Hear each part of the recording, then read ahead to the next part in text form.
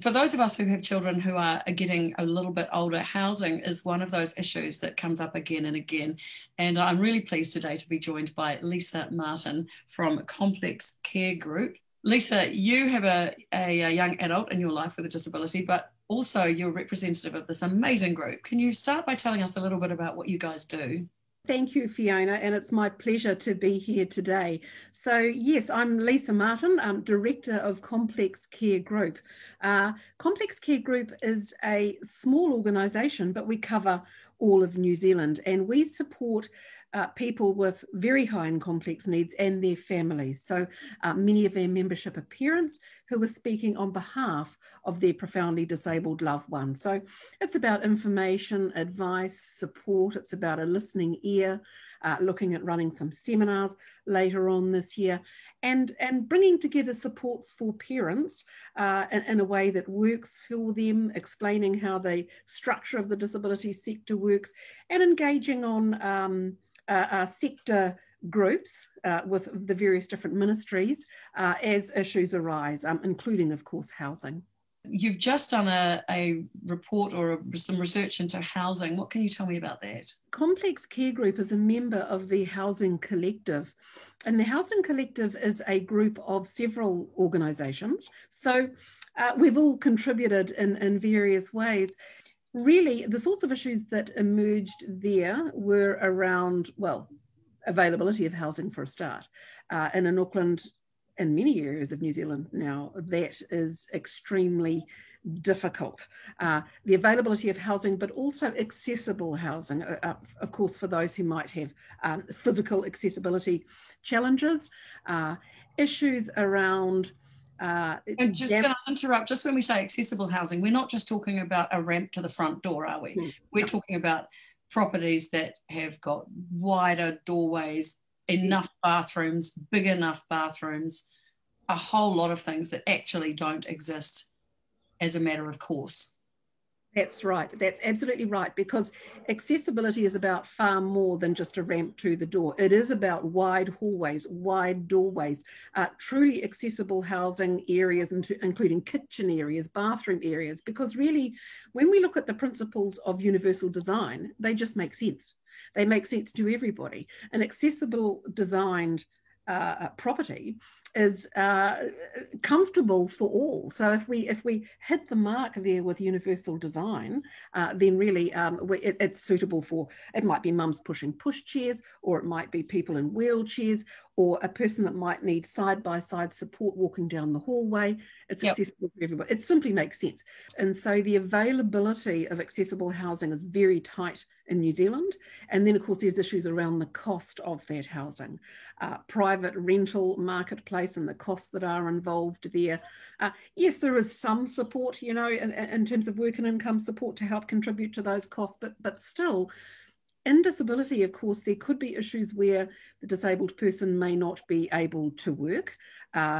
Poverty is a very significant issue in the disability sector, and this, of course, is reflected, therefore, in their ability to pay for rental properties. So emergency housing was also raised in that report, social housing and access to that, which is quite a common avenue for disabled people who are not able to afford the private marketplace. So a really wide range of issues raised there. And just the inadequacy of current housing. There were families who spoke about issues like, actually, the only house that we've been able to secure means that our disabled daughter, all of her equipment is stored in the carport. Okay, so every time they needed a piece of equipment, they were going out to the carport and rain, hail or shine to go and get this piece of equipment. Inadequate bathroom facilities, so the person cannot properly shower or bathe in the bathroom of the house that they're renting, or the apartment that they're renting. It's not just enough to say, this is something we need to vaguely think about. These are situations that exist right now for which there is no apparent solution. That's right. And in fact, the difficulties around housing appear to be worsening. We celebrate the work of Kāinga Ora. They're the new name for Housing New Zealand. And they have an accessibility policy, and certainly Complex Care Group contributed to that policy, as did a variety of other groups. They have aimed for 15% of their housing stock to be universal designed properties. So actually, we'd really like to see 100% universal design. It simply makes sense, as we've spoken about before. Easier to do it first right up, isn't it, than to retrofit things? Precisely, Fiona. The thing is this, it's actually far easier and more cost effective to do it as a new build, which is fully accessible, rather than retrofit a property. So it simply makes sense right across the board. We have an ageing population, and in terms of accessibility issues for the aged community as well, it just makes sense right across the lifespan. What are the other takeaways then from the report? Well, I think that exposing the issues is the most important thing. I think it's about a drive to make government understand these challenges, and that actually we have a growing disabled population. 1 in 4 people has a disability. Now, yes, that includes the aged community. We're all going to age. Disabled people age. So 1 in 4 with a disability. This is a really pressing issue. And I think the other important takeaway from that report is the inadequacy really of emergency housing. And given that this can often involve what are effectively motel units, it's kind of not appropriate, I think, for a young family, and particularly a family with a loved one with a disability, in an environment where there could be aggression, there could be drug use going on in the hallways or right outside the front door, you know, in the driveway. I've heard these stories myself from families who've been allocated emergency housing. Wouldn't it be great if these emergency situations weren't needed in the first place? If people were just housed adequately to start with. And I guess this report is a really good starting point to prove how really critical this issue is. And as you say, we're all in transition. We're all raising children with disabilities, and these children will grow up, and these children will leave home. We have to get our heads around that. Yes, we do. So there is not only a housing shortage, but as you say, we have a growing disabled population, and young people will grow up and eventually move away from home. So there is huge demand there, and it just seems to be getting bigger. Housing really is probably one of the most pressing issues, I think, facing the disability sector at present.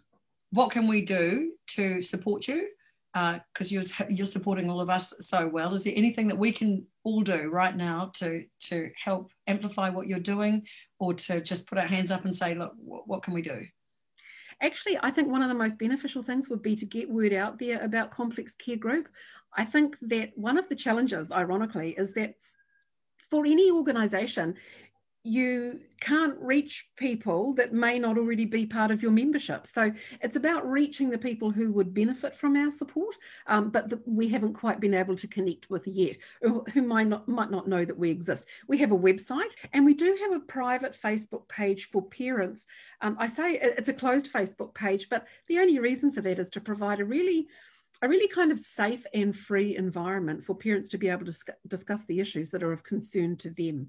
Once again, parents driving this is who we are, right? I guess it's what we have to do, but we do need to step up, support each other, and get the word out there, and really push hard for this critical issue. Yes, I am the mum of a wonderful young man. He's 26 years old now and has disability, autism and intellectual disability. But I do think that actually when you've got your own child with a disability, it gives you that very real sense of perspective around what the issues are and those lifelong issues. You're amazing. Thank you, Lisa, so much for your time and really for your energy and your work. Thank you so much, Fiona, for the opportunity to speak with you today and to speak to families. Thank you.